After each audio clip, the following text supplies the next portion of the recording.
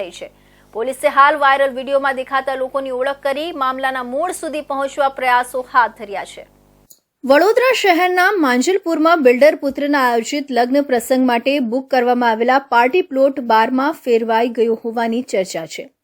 Party પ્લોટમાં આયોજિત લગ્ન પ્રસંગમાં રેડી ટુ ડ્રિંક બોટલમાં મહેમાનોને દારૂ પીરસવામાં આવ્યું હતું, જેમાં સ્કોચ વિસ્કીની બોટલમાંથી નાની બોટલમાં દારૂ ઠાલવવામાં આવતો હોવાનો વિડીયો વાયરલ થતા પોલીસ તંત્રમાં દોડધામ મચી ગઈ છે।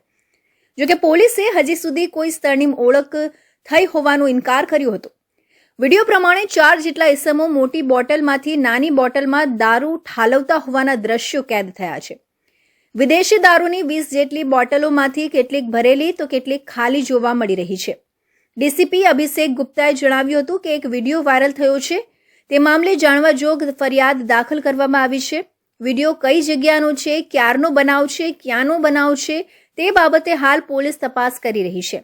તેની તપાસમાં એલસીબી પોલીસ મથક તથા અન્ય જવાનોને કામે લગાડવા ટીમ બનાવવામાં આવી છે।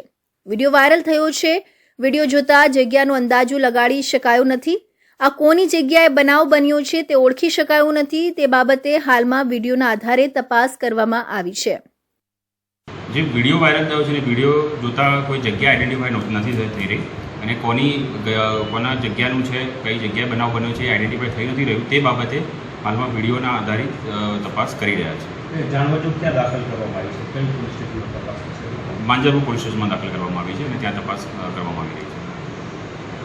શું વિડીયોમાં શું જોવા મળ્યું, તમે શું જોયું સાહેબ? વિડીયો તો તમારા પાસે પણ પહોંચ્યો સાહેબ? વિડીયોમાં દારૂની બોટલો થોડી દેખાઈ રહી છે, થોડી પ્લાસ્ટિકની બોટલો દેખાઈ રહી છે, પણ કઈ જગ્યાનો બનાવ છે, શું છે તે ક્લિયર થઈ નથી રહ્યું। એટલા માટે જાણવા જોગ લેવામાં આવી છે અને તે આધારે તપાસ કરવામાં આવી રહી છે। પ્રથમ દ્રષ્ટિ જોતાં કઈ બ્રાન્ડની બોટલ છે તે કઈ વસ્તુની બોટલ છે તે આપણે કહી શકીએ એમ નથી।